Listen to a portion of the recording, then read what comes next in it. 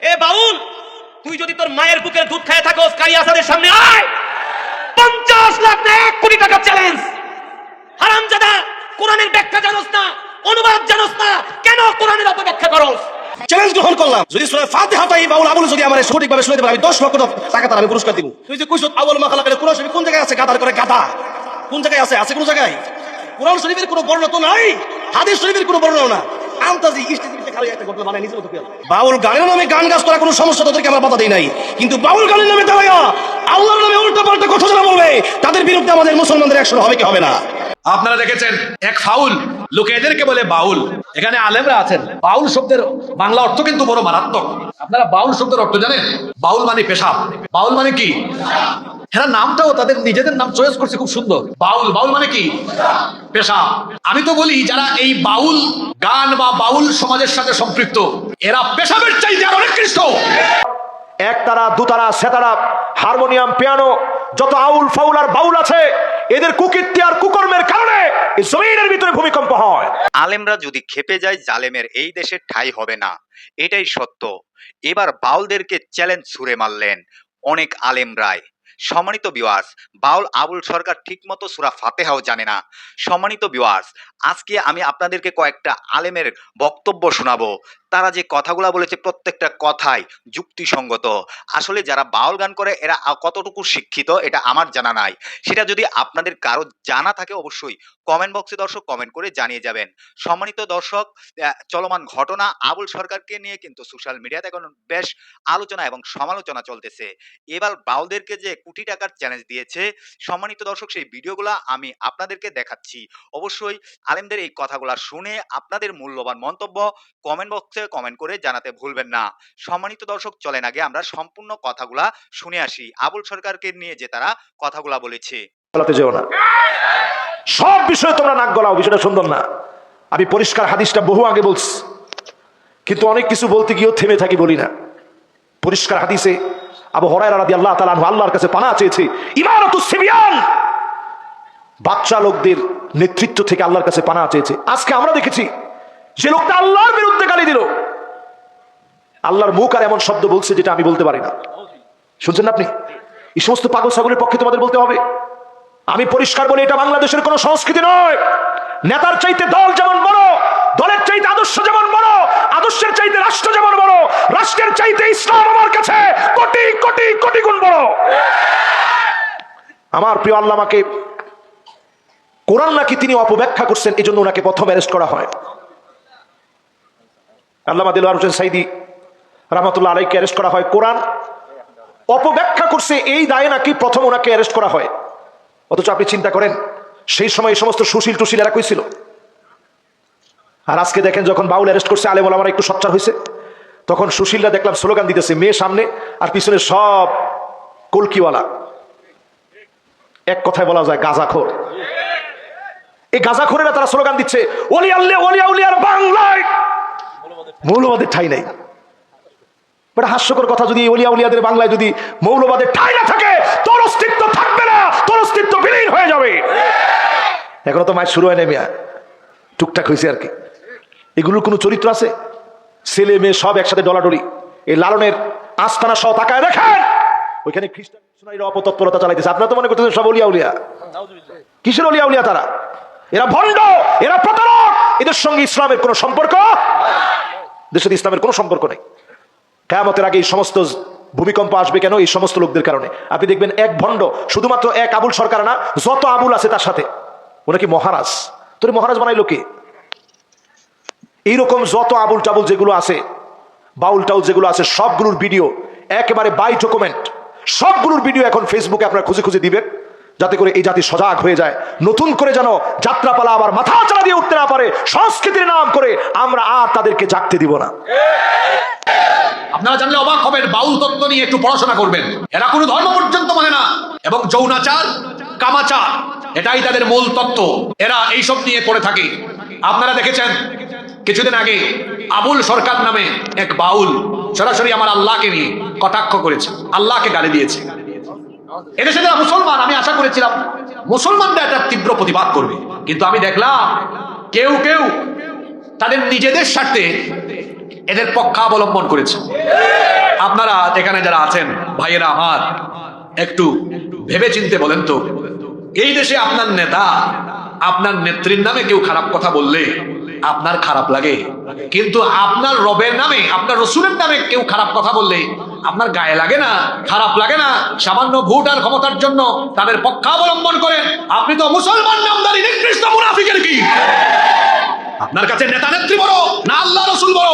যারা আল্লাহ রসুলের চাইতে নেতা নেত্রীকে বেশি প্রাধান্য দেয় এবং ভোট আর ক্ষমতার স্বার্থে আল্লাহ রসুলের সম্মানকে যারা খাটো করে আউল বাউল ফাউলদের পক্ষাবলম্বন করে, বাংলাদেশের মানুষ তাদেরকে উচিত জবাব দিবে, কোনোদিনও ক্ষমতার স্বাদ নিতে দিবে না। আর আরেকটা কথা মনে রাখবেন, সাফ কথা বলে গেলাম, আলেম ওলামাদেরকে সহ্য হয় না, গালিগালাজ শুরু হয়ে গেছে শুনছি। কি গালি দেয়? কয় আলেমরা নাকি ধর্ম ব্যবসায়ী। আপনাকে আজকে আমি ধর্ম ব্যবসায়ীর পরিচয় দিয়ে যাই। বলেন তো, এই দেশে কোনো আলেমকে আপনি যদি 10 কোটি টাকা অথবা বলেন আপনাকে এমপি বানায় দিব, একটা শর্ত শুধু, সেটা হলো আপনার গা থেকে পাঞ্জাবি জুব্বা খুলে ফেলেন, মাথা থেকে টুপি খুলে ফেলেন, আর এই দাড়ি ফেলে দিয়ে ক্লিন শেভ করে হাঁটেন। আপনাদের কি মনে হয় এদেশের কোনো আলেম এই প্রস্তাব গ্রহণ করবে? এমনকি আমাদের তাহিরি ভাইকেও যদি এই প্রস্তাব দেন, হাসিয়েন না, মানবে? যদি বলেন মানবে। কিন্তু আমাদেরকে যারা ধর্ম ব্যবসায়ী বলে, ওদেরকে যদি বলেন ভাই ভোট বেড়ে যাবে, শুধু শার্ট আর টি শার্টটা খুললে একটু পাঞ্জাবি পরেন, কি আপনারাই বলেন? মাথায় একটু টুপি লাগায় হাঁটেন। আমার দেশে ইলেকশন আসলে অনেকে আছে মাথার থেকে ঘুমের টাইমেও টুপি খুলে না। ভাই সাহেব, সামনে ইলেকশন, নামাজটা পড়েন, দেখবেন মুসল্লিদের ভোটগুলা পেয়ে যাবেন। আমার দেশে ইলেকশন আসলে কিছু কিছু ক্যান্ডিডেট 7 ওয়াক্ত 8 ওয়াক্ত নামাজ পড়ে। আপনারা বলবেন হুজুর এত ওয়াক্ত নামাজ কেমনে পড়ে? আপনাদেরকে হাসানোর জন্য বলি নাই তো। দেখবেন গ্রামে এশার নামাজ একটু আগে হয়, আর বাজারের কেন্দ্রীয় মসজিদে এশার নামাজ আরো আধা ঘন্টা পরে হয়। আছে না এরকম? এই এলাকার নাম হলো ভুইয়ারহাট। দেখবেন এখানে আগে ভাগে এশার নামাজ হয়। ফেনী শহরে যাইয়েন, ওখানে আরো আধা ঘন্টা পরে হয়। এক ক্যান্ডিডেট আসছিল, এখান থেকে তো ফেনী যেতে বেশি সময় লাগে না। এক ক্যান্ডিডেট আসছিল, এখানে গণসংযোগ করছে, এশার নামাজের আজান হচ্ছে, নামাজ পড়ে ফেলছে। তারপর ফেনী শহরে ঢুকে দেখে ওখানে একামত হয়েছে। তার এক সাথী বল, লিডার এখানে দেখি এখনো একামত দেয়। চুপ, নামাজে ঢুকো। লিডার একটু আগে নামাজ পড়লাম। একদম চুপ বেটা, ইলেকশনের টাইম যতবার সুযোগ পাবে ততবার নামাজ পড়বে। বলেন, যে কথাগুলো বললাম বাস্তবতার সাথে মিল আছে না নাই? এদেশে আলেমরা টাকার জন্য, ভোটের জন্য লিবাস পাল্টায় না, সুরত পাল্টায় না। বরং আলেমদেরকে যারা ধর্ম ব্যবসায়ী বলে, ওরা ভোটের জন্য, ক্ষমতার জন্য, ওরা ক্ষমতায় যাবার জন্য, ভোটের জন্য লেবাস পাল্টায়, সুরত পাল্টায়। সুতরাং আলেমরা ধর্ম ব্যবসায়ী নয়। যারা ভোটের সিজনে ক্ষমতা পাওয়ার সময় লেবাস পাল্টায়, সুরত পাল্টায়, ওরাই হলো এই সমাজের প্রকৃত ধর্ম ব্যবসায়ী। বেটা আমাদেরকে বলো ধর্ম ব্যবসায়ী।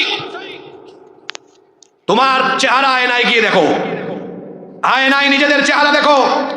আলেমদের সাথে বেয়াদবির ফল এর আগের জালিমদের পরিণতি কি হয়েছে এটা দেখে শিক্ষা নিতে পারেন নাই?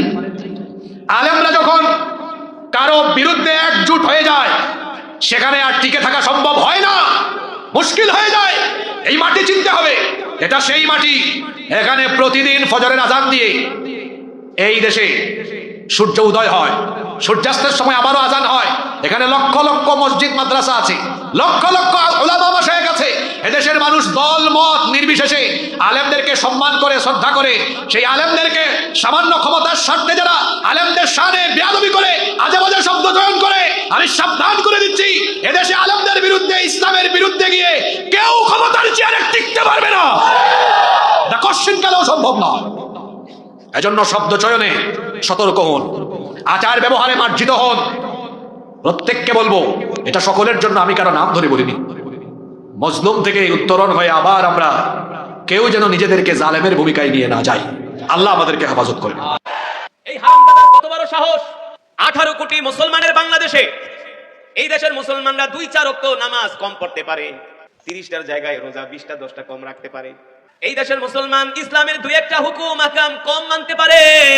কিন্তু বাংলাদেশে কোন নাস্তিক মুরতাদ যদি আল্লাহ আল্লাহ রাসূলের বিরুদ্ধে বেয়াদবি করে, সেটা এই দেশের মুসলমান মানতে পারে না। ওই আবুল সরকার হারামজাদা, ওই কি বলছে, আল্লাহ নাকি এক মুখে 12 কথা কয়। নাউজুবিল্লাহ, শুনেন আপনারা? ওই বলে আল্লাহর কথা নাকি আগাও বোঝে না, মাথাও বোঝে না। আরে হারামজাদা কুলাঙ্গার বুঝবি কই থেকে? তুই কি কোরআন হাদিস পড়ছস নাকি? তুই তো খাস গাঞ্জা, তুই সারাদিন থাকস গাঞ্জা লয়া, বিড়ি লয়া, সিগারেট লয়া। কতক্ষণ মিথ্যা মিথ্যা বলছি? ওই মিয়া, কোন মুসলমান যদি এই কথা বলে আল্লাহ এক মুখে 12 কথা কয়, তার কথার কোনো আগামাতা বুঝি না, এটা কিন্তু কাফের হয়ে গেছে, কাফের হয়ে গেছে, কাফের কাফের কাফের কাফের। ওরে যারা সমর্থন করবে হইল মুর্তা, ঠিক কিনা বলেন? এর চাইতে আরো জঘন্য কথা হারামজাদাই কি বলছি বলি, আল্লাহ তুমি একা, আল্লাহকে আরো 12-14টা আল্লাহ বানাইতা, তাইলে তোমার উপর চাপ কম পড়তো। নাউজুবিল্লাহ। এই কথা শোনার পরে কি কোনো মুসলমান ঠিক থাকতে পারে? এই মুসলমান আল্লাহর কসম করে বলি, যেই জমিনের মধ্যে আল্লাহ আল্লাহ রাসূলকে অপমান করা হয়, ব্যঙ্গ করা হয়, এই জমিনে ওয়াজ কইরা লাভ কি? আগে বাউলদেরকে ধইরা ঠান্ডা করতে হবে, ঠিক কিনা বলেন? আরে তোরা তো 100 বছর ধইরা, 40-60 বছর ধইরা বাউল গান গাইতাছস গা, আমরা তো কিছু বলি না, কিন্তু কোরআন হাদিসের অপব্যাখ্যা করলে তো এই দেশের মুসলমান তোদেরকে ছাড়বে না। কথা বলেন, আমি যে কথাগুলো বলছি বাস্তব নাকি অবাস্তব? এর চাইতে আরো মারাত্মক কথা, ওই আবিল্লাহ বলছে আল্লাহ নাকি কোরআনের ভিতরে শুধু নাচতে কইছে। জোরে কর নাউজুবিল্লাহ। শোনেন নাই? শুনছেন? শুনছেন? কয়জনে শুনছেন? হাত উঠান তো দেখি। এই যে নাম শুনছেন হাত উঠায় না, আবেগে কয়জনে শুনছেন যে আবিল্লাহ গানের ভিতরে খালি কয় নাচ, আল্লাহ বলে কোরআনে খালি নাচতে কইছে? কয়জন শুনছেন? যারা হাত উঠেছেন তারা শুনছেন? এবার হাত নামান। শুনছেন? দেখেন কত বড় মূর্খ, কত বড় মূর্খ, কত বড় হারামজাদা। আল্লাহ নাকি কোরআনুল কারীমের সর্বশেষ সূরা, সূরার নাম কি?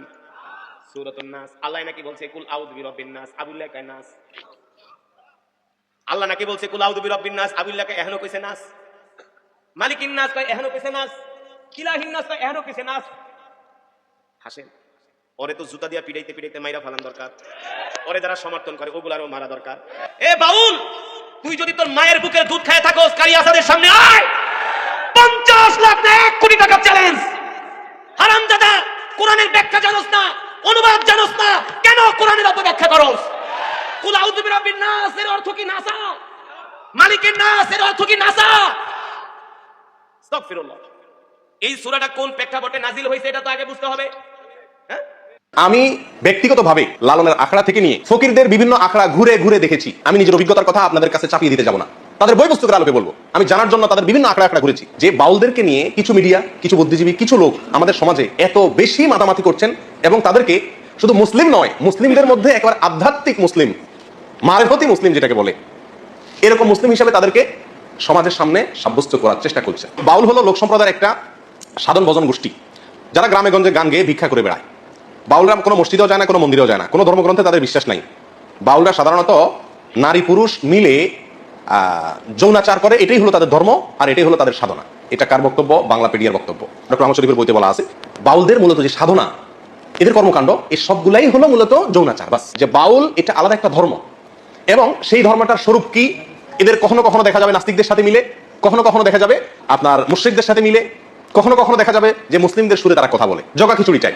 একটু আগে বলছিলাম যে বাউলদের মূল কাজ হলো যৌনাচারের মাধ্যমে ইবাদত করা, উপাসনা করা।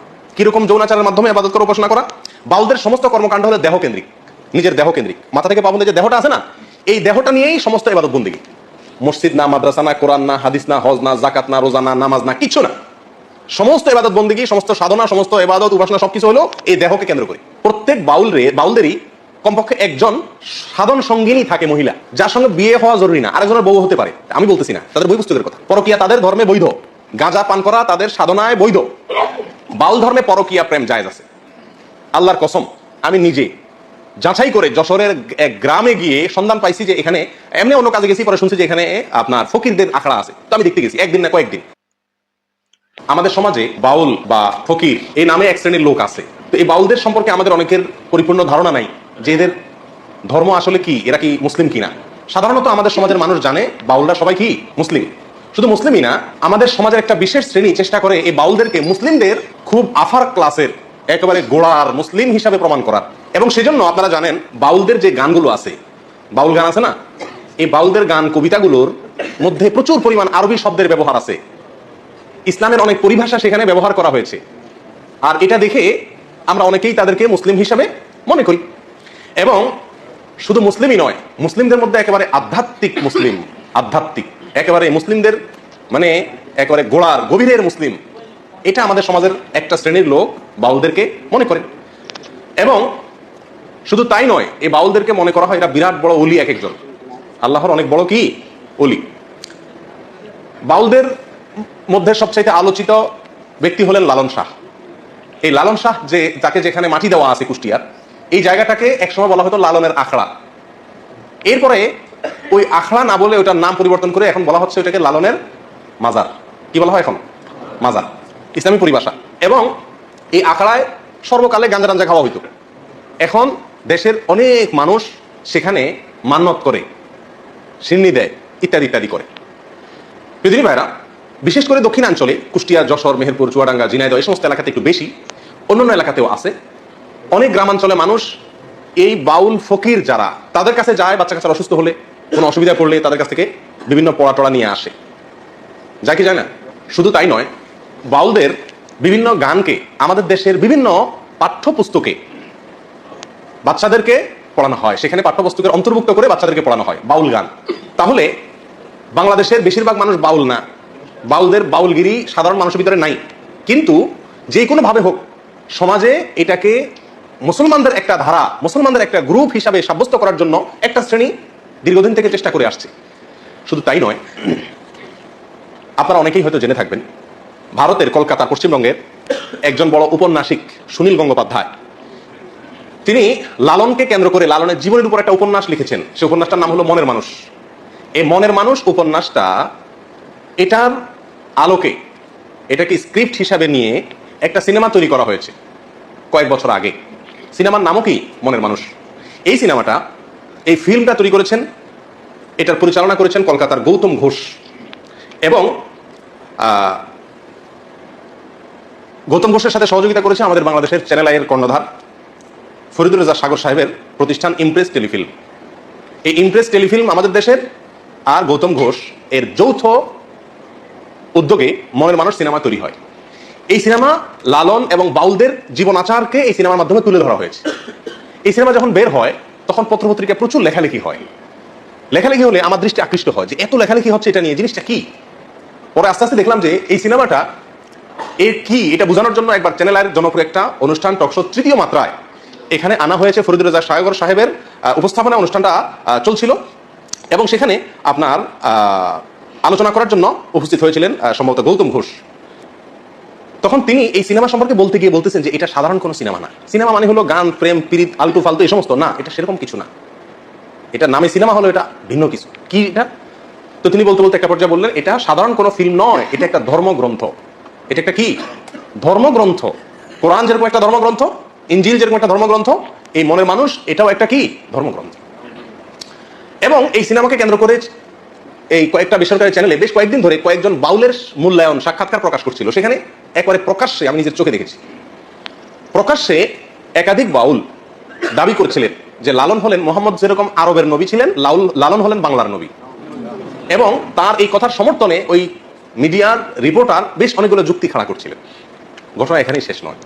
এরপরে দেখলাম যে পত্রিকাতে খুব গুরুত্বের সাথে প্রকাশ হলো যে এই সিনেমা দেখানো হয়েছে ভারতের প্রেসিডেন্ট তৎকালীন প্রতিভা পাতিলকে এবং তৎকালীন প্রেসিডেন্ট মনমোহন সিংকে।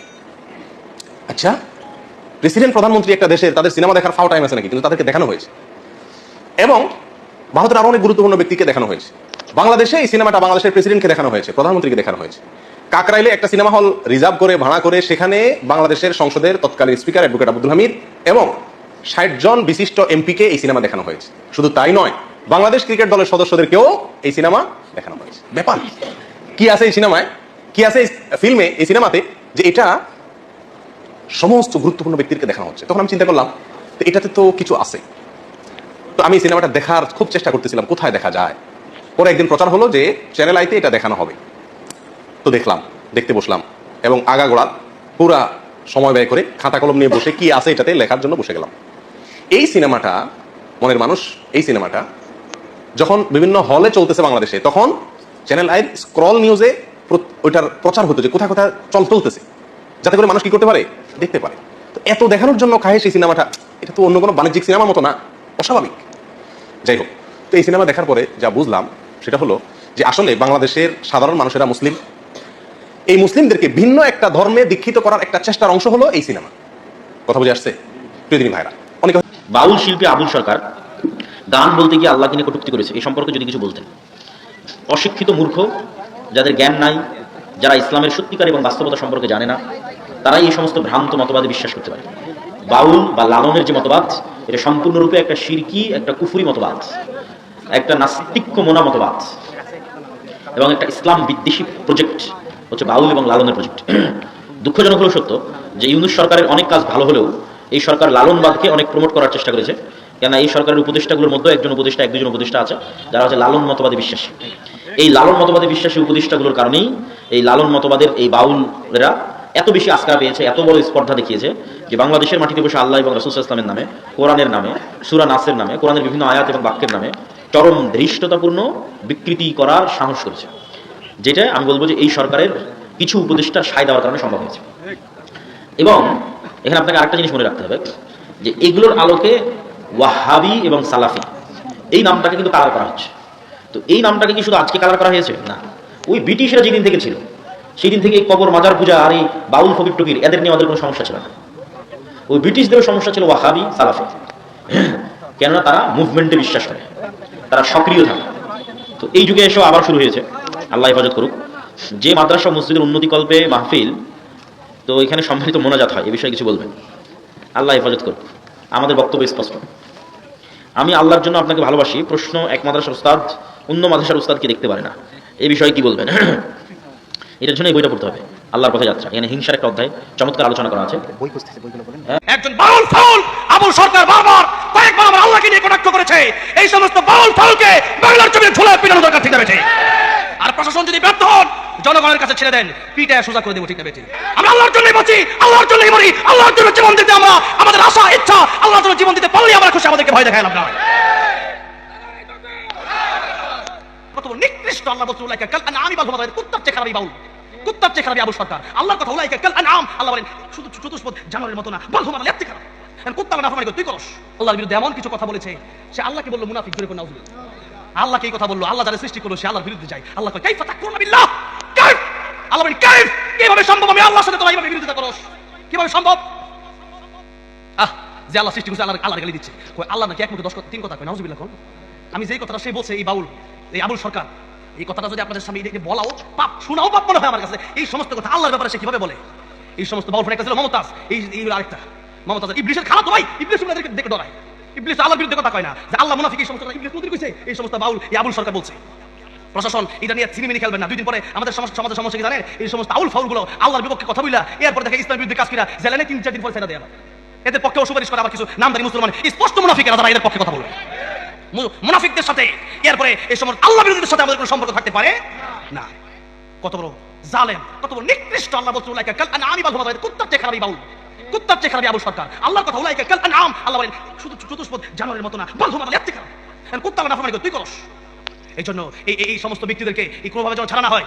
প্রশাসন কয়েকদিন থেকে আন্দোলন করতেছে, যাকে ছেড়ে দেওয়া লাগবে। কিসে ছেড়ে দেওয়া? যদি ছেড়ে দেয় তাহলে দেশের এই আন্দোলন আর গরম হয়ে যাবে। জনগণের ইসলামী তাওহীদি জনতাদের এই আন্দোলন থামাবার মতো ক্ষমতা ডক্টর ইউনূস সাহেবের নাই। কারণ আমরা আল্লাহর জন্যই বাঁচি, আল্লাহর জন্যই মরি, আল্লাহর জন্য জীবন দিতে আমরা, আমাদের আশা ইচ্ছা আল্লাহর জন্য জীবন দিতে পারলে আমরা খুশি, আমাদেরকে ভয় দেখাইলাম না। আল্লাহর জন্য বাঁচতে হবে, মরলো আল্লাহর জন্যই মর। আর যদি জীবনে শহীদ হতে, আমাদের বক্তব্য সুস্পষ্ট। আপনারা যদি পালা গান করতে হন, আপনাদের গান সারা দেশে বন্ধ হয়ে যাক, এটা আমরা বলবো না। আমরা বলি না এটা ইসলামী রাষ্ট্র হয়ে যায় না যে আমরা সব বন্ধ করে দিব, সবকিছু আপনারা বন্ধ রাখেন। আমাদের বক্তব্য হলো আল্লাহ এবং রাসূলকে নিয়ে শিরকি কথাবার্তা বলা, এগুলো আপনাদেরকে অবশ্যই বন্ধ করতে হবে। পালা গানের নামে কোরআন সুন্নাহ নিয়ে ইচ্ছে মতো তুচ্ছতাচ্ছিল্য করা, আলেম উলামাদেরকে নিয়ে তুচ্ছতাচ্ছিল্য করা, এগুলো বন্ধ করতে হবে। আসলে প্রিয় দেশবাসী, বিশেষ করে প্রিয় মানিকগঞ্জবাসী, আপনাদেরকে বলবো, আপনাদের এলাকা ট্যাগ লেগে গেছে বাউলদের এলাকা, নাউজুবিল্লাহ। আপনারা তো বাউলদের এলাকা না, আপনাদের এলাকায় আলেম উলামা তাওহীদি জনতা আছে। মমতাজ একটা ছিল, এখন আবার আরেক আবুল আসছে। তো এই মমতাজ এবং আবুল সরকারদের জন্য মানিকগঞ্জের জমিন না, মানিকগঞ্জের জমিন আল্লাহ ওয়ালাদের জন্য, গায়ীদের জন্য, তাওহীদবাদীদের জমিন। আমি মানিকগঞ্জবাসীকে বলবো, ইনশাআল্লাহ আগামী 1 ডিসেম্বর আপনাদের প্রতি উদাত্ত আহ্বান থাকবে। কোন দল মত নির্বিশেষে, দল বাদ দিয়ে আমরা এক কাতারে দাঁড়াবো ইনশাআল্লাহ। বাউল আবুল সরকারের সর্বোচ্চ শাস্তি এবং তার যারা পক্ষ নিয়েছে তাদেরও বাংলার জমিনে সর্বোচ্চ শাস্তি আমরা দাবি করি। এবং এদেরকে উপযুক্ত বিচার না করলে আমরা মানিকগঞ্জ আদালত চত্বরে 1 ডিসেম্বর, আগামী 1 ডিসেম্বর বাদ আসর থেকে ইনশাআল্লাহ অবস্থান কর্মসূচি নিব এবং সেই কর্মসূচি থেকে এই সমস্ত ক্ষুধাদ্রোহীদের বিরুদ্ধে অ্যাকশনে যাওয়া হবে ইনশাআল্লাহ। এই জমিনে এদের বিন্দুমাত্র ছাড় দেওয়া হবে না। আমার সুস্পষ্ট কথা আপনাদের প্রতি, আমি ছোট মানুষ, আমার কোনো নিজস্ব দলীয় লোক নাই যে আমি বিরাট বড় দলীয় লোক নিয়ে চলে যাব। আমি আল্লাহর জন্য, আল্লাহর জান মাল, আল্লাহর শান মানের জন্য, আল্লাহ পাকের ইজ্জতের জন্য, আল্লাহ এবং তার রাসূলের ইজ্জতের জন্য ইনশাআল্লাহ আমি মানিকগঞ্জে আসতেছি। আমি উদাত্ত আহ্বান জানাবো আমাদের সমস্ত ইসলামিক দল, হেফাজত, জামাত, চরমোনাই, খেলাফত, জমিয়ত, আরো যত দল আছে, দলমত নির্বিশেষে ইসলামিক দলের বাহিরেও যারা আছেন, সকল দলমতের পথের লোকেরা ইনশাআল্লাহ মানিকগঞ্জের অবস্থান কর্মসূচি সহযোগিতা করবেন এবং সেখানে অবস্থান নেব আমরা। আমরা যদি শক্ত অবস্থান না নেই, এরা প্ল্যানিং করেছে, এই ফরহাদ মাজাররা, মেঘমাল্লার বসু সহ এই জুনায়েদ সাকিরা, এই সমস্ত দুষ্টচক্র প্ল্যানিং করেছে বাংলার জমিনে আল্লাহ এবং তার রাসূলকে নিয়ে ইচ্ছা মতো এরা কটূক্তি করবে বাক স্বাধীনতার নামে। এই বাক স্বাধীনতার নামে এরা যেন আল্লাহ এবং তার রাসূলকে নিয়ে শাহজালাল মুজাদ্দিদ আমিনের এই ভূমিতে, এই জমিনে যেন কোনোভাবেই আল্লাহ এবং তার রাসূলকে বাক স্বাধীনতার নামে কটূক্তি করতে না পারে। এই শক্ত অবস্থান আমাদেরকে নিতে হবে। যারা এদেশে পশ্চিমা কিংবা আমেরিকান এজেন্ডা বাস্তবায়ন করতে চায়, ইনশাআল্লাহ আমরা তাদের বিরুদ্ধে ঐক্যবদ্ধভাবে প্রতিহত করবো ইনশাআল্লাহ। আমাদের বক্তব্য সুস্পষ্ট। আপনারা যদি পালা গান করতে হন, আপনাদের গান সারা দেশে বন্ধ হয়ে যাক, এটা আমরা বলবো না। আমরা বলি না এটা ইসলামী রাষ্ট্র হয়ে যায় না যে আমরা সব বন্ধ করে দিব, সবকিছু আপনারা বন্ধ রাখেন। আমাদের বক্তব্য হলো আল্লাহ এবং রাসূলকে নিয়ে শিরকি কথাবার্তা বলা, এগুলো আপনাদেরকে অবশ্যই বন্ধ করতে হবে। পালা গানের নামে কোরআন সুন্নাহ নিয়ে ইচ্ছে মতো তুচ্ছতাচ্ছিল্য করা, আলেম উলামাদেরকে নিয়ে তুচ্ছতাচ্ছিল্য করা, এগুলো বন্ধ করতে হবে। আসলে প্রিয় দেশবাসী, বিশেষ করে প্রিয় মানিকগঞ্জবাসী, আপনাদেরকে বলবো, আপনাদের এলাকা ট্যাগ লেগে গেছে বাউলদের এলাকা, নাউজুবিল্লাহ। আপনারা তো বাউলদের এলাকা না, আপনাদের এলাকায় আলেম উলামা তাওহীদি জনতা আছে। মমতাজ একটা ছিল, এখন আবার আরেক আবুল আসছে। তো এই মমতাজ এবং আবুল সরকারদের জন্য মানিকগঞ্জের জমিন না, মানিকগঞ্জের জমিন আল্লাহ ওয়ালাদের জন্য, দায়ীদের জন্য, তাওহীদবাদীদের জমিন। আমি মানিকগঞ্জবাসীকে বলবো, ইনশাআল্লাহ আগামী 1 ডিসেম্বর আপনাদের প্রতি উদাত্ত আহ্বান থাকবে। কোন দল মত নির্বিশেষে, দল বাদ দিয়ে আমরা এক কাতারে দাঁড়াবো ইনশাআল্লাহ। বাউল আবুল সরকারের সর্বোচ্চ শাস্তি এবং তার যারা পক্ষ নিয়েছে তাদেরও বাংলার জমিনে সর্বোচ্চ শাস্তি আমরা দাবি করি, এবং এদেরকে উপযুক্ত বিচার না করলে আমরা মানিকগঞ্জ আদালত চত্বরে 1 ডিসেম্বর, আগামী 1 ডিসেম্বর বাদ আসর থেকে ইনশাআল্লাহ অবস্থান কর্মসূচি নিব, এবং সেই কর্মসূচি থেকে এই সমস্ত ক্ষুধাদ্রোহীদের বিরুদ্ধে অ্যাকশনে যাওয়া হবে ইনশাআল্লাহ। এই জমিনে এদের বিন্দুমাত্র ছাড় দেওয়া হবে না। আমার সুস্পষ্ট কথা আপনাদের প্রতি, আমি ছোট মানুষ, আমার কোনো নিজস্ব দলীয় লোক নাই যে আমি বিরাট বড় দলীয় লোক নিয়ে চলে যাব। আমি আল্লাহর জন্য, আল্লাহর জান মাল, আল্লাহর শান মানের জন্য, আল্লাহ পাকের ইজ্জতের জন্য, আল্লাহ এবং তার রাসূলের ইজ্জতের জন্য ইনশাআল্লাহ আমি মানিকগঞ্জে আসতেছি। আমি উদাত্ত আহ্বান জানাবো আমাদের সমস্ত ইসলামিক দল, হেফাজত, জামাত, চরমোনাই, খেলাফত, জমিয়ত, আরো যত দল আছে, দলমত নির্বিশেষে ইসলামিক দলের বাহিরেও যারা আছেন, সকল দলমতের পথের লোকেরা ইনশাআল্লাহ মানিকগঞ্জের অবস্থান কর্মসূচি সহযোগিতা করবেন এবং সেখানে অবস্থান নেব আমরা যদি শক্ত অবস্থান না নেই, এরা প্ল্যানিং করেছে, এই ফরহাদ মাজাররা, মেঘমাল্লার বসু সহ এই জুনায়েদ সাকিরা, এই সমস্ত দুষ্টচক্র প্ল্যানিং করেছে বাংলার জমিনে আল্লাহ এবং তার রাসূলকে নিয়ে ইচ্ছা মতো এরা কটূক্তি করবে বাক স্বাধীনতার নামে। এই বাক স্বাধীনতার নামে এরা যেন আল্লাহ এবং তার রাসূলকে নিয়ে শাহজালাল মুজাদ্দিদ আমিনের এই ভূমিতে, এই জমিনে যেন কোনোভাবেই আল্লাহ এবং তার রাসূলকে বাক স্বাধীনতার নামে কটূক্তি করতে না পারে। এই শক্ত অবস্থান আমাদেরকে নিতে হবে। যারা এদেশে পশ্চিমা কিংবা আমেরিকান এজেন্ডা বাস্তবায়ন করতে চায়, ইনশাআল্লাহ আমরা তাদের বিরুদ্ধে ঐক্যবদ্ধভাবে প্রতিহত করব ইনশাআল্লাহ। অ্যাকশন হবে, ডাইরেক্ট অ্যাকশন হবে মুসলমানদের। যেই বাউল আবুল সরকার বলছে যে আল্লাহ নাকি এক মুখ দিয়ে অনেক কথা কয়, নাউজুবিল্লাহ কোন লগে আরেকটা আল্লাহ নাকি মুনাফিক, কোন নাউজুবিল্লাহ। এই সমস্ত বাউল গুলা কোরআন শরীফের একটা আয়াত সত্য করে পড়তে পারবে না। আমি চ্যালেঞ্জ করলাম, যদি সূরা ফাতিহাটা এই বাউল আবুল যদি আমার সঠিকভাবে শুনতে পারে, আমি 10 লক্ষ টাকা তার আমি পুরস্কার দিব। 10 লক্ষ, আমি বেশি টাকার মালিক, 10 লাখ আছে, তাই 10 লাখ তুলা। এখন 10 লাখ টাকা আমি পুরস্কার দিব যদি সূরা ফাতিহা সঠিকভাবে শুনতে পারবে না। নামাজ পড়ে না এই সমস্ত বাউল গুলা। আল্লাহ যে নামাজ ফরজ করছে, যেই নামাজ রাসূল কারীম সাল্লাল্লাহু আলাইহি ওয়াসাল্লাম পড়তে পাং বড় খুলে ফেলতেন, সেই নামাজ পড়ে না তারা। কি কয়? মনের নামাজ বড় নামাজ, এই সমস্ত কথাবার্তা বলে। তাইলে মনের নামাজ যদি বড় নামাজ হয়, তাহলে মনের খাউন বড় খাউন হইতে হইব। এর বট গাছ লাগে বাইন্দা রাখবেন, এরপরে কইবে যে মনের নামাজ বড় নামাজ, আপনি কইবেন তোরে খাউন পানি কিছু দিতে আমরা 3 দিনের বান্ধ থাকবি তুই। এর যদি আমার পানি পিপাসা লাগছে, কই তো মনে মনে পানি খা। এরপরে খাউন খিদা লাগছে, তুই মনে মনে ভাত খা। যেরকম ঠিক না ঠিক, মনে মনে কলা খেলে যেরকম কলা খাওয়া হয় না, মনে মনে ভাত খেলে যেমন খাওয়া হয় না, মনে মনে পানি খেলে যেমন পানির পিপাসা মিটে না, নামাজ মনে মনে নামাজ হয় না। এটা দেহ দিয়া এই সেই চেহারা আল্লাহ বানাইছে, সেই চেহারা দিয়ে আল্লাহর কুদরতি কদমে আল্লাহকে মহব্বত করে সেটা ডাইরেক্ট দিতে হয়। যেরকম ঠিক না ঠিক, নামাজ নাই, ওযু নাই, গোসল নাই, এই সমস্ত বাউল গুলা কল্পনা করতে পারবেন না। এদের যে আকীদা, এক একটা নাস্তিক এই বাউল, যে নাস্তিকই বাউল চিনতে পারবে, নাস্তিক আল্লাহর বিরুদ্ধে কিভাবে কথা বলে, আল্লাহকে নিজে শব্দ চয়ন এই সমস্ত এই বাউল গুলা করে। এই সমস্ত শব্দ চয়ন করার পরে এদের তো ঈমান তো নাই। এদের পক্ষে আবার দেখা যায় কিছু লোক আছে, আসলে দেশে আসলে মুসলমান, কাজে মুসলমান বেশি নাই, নামে মুসলমান বেশি। যেরকম ঠিক না বেশি, জানা ফজরের সময় মুসলমান বেশি নাই, আর জোহর আসলে তো আছে কিন্তু ফজরের সময় নাই। এরপরে দেখবেন যে সুবিধাবাদ জিন্দাবাদ, এখানে সুবিধা সেখানে যাবে। এই জন্য নামে মুসলমান হলে হবে না, কাজে মুসলমান হওয়া দরকার আছে না নাই? হ্যাঁ, আমরা নামে মুসলমান না কাজে মুসলমান? নামে মুসলমান হইছি, কোরআন শরীফ পড়তারি না, মুসলমান। নামাজ পড়ি না, মুসলমান। তাই আল্লাহ কয়, ইয়া আইয়ুহাল্লাযীনা আমানু উদখুলু ফিস সিলমি কাফা। এই ইমানদারেরা পরিপূর্ণ মুসলমান হও। এই অর্ধেক ইমানদারের লাভ নাই। কিন্তু আজকে আমরা বাপ মুসলমান, আমিও মুসলমান, কে লিগে আমরা মুসলমানই করাইছি। মুসলমানই তো ছাগল রেও করা। হে ছাগল কি মুসলমান? এখন আমি আপনি যদি মুসলমান দাবি করি, নামাজটা যদি ঠিক মতো না পারি, নবী বলেন কিয়ামতের ময়দানে সর্বপ্রথম নামাজের হিসাব হবে। নামাজের হিসাব দিতে যারা পার পেয়ে যাবে, এরা সব জায়গায় পার পাবে। সুবহানাল্লাহ। নামাজের হিসাব দিতে যারা ধরা খাবে, নবী বলেন সব জায়গায় ধরা খাবে। আর জান্নাতীদের সাথে জাহান্নামীদের দেখা হবে। কি হবে? আর রাসূল বলেন কি হবে? দেখা হবে, সাক্ষাৎ হবে, আল্লাহ বলতেছেন। তখন কি হবে একটু লক্ষ্য করেন, সূরা মুদ্দাসির আল্লাহ বলেন, في جنات يتساءلون عن المجرمين ما سلككم في سقر قالوا لم نك من المصلين।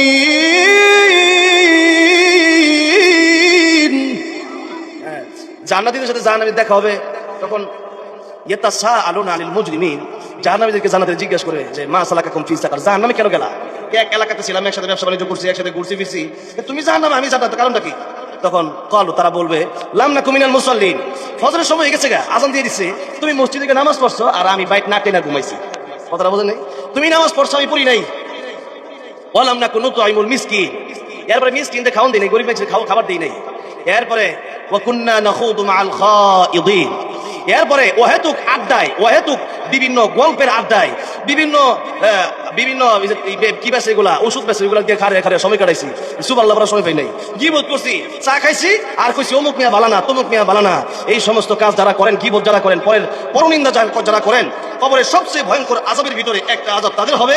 সম্মানিত দর্শক, এই যে ভিডিওটা দেখেছেন, তাদের কথাগুলো শুনেছেন, তাদের কথাগুলো কতটুকু ভালো লেগেছে, আমার কাছে অনেকটাই ভালো লেগেছে। অবশ্যই আপনাদের কাছে কেমন লেগেছে সেটা কমেন্টে জানিয়ে যাবেন। আদৌ কি বাউলরা কোনো শিক্ষিত কিনা সেটাও আপনারা কমেন্টে জানিয়ে যাবেন।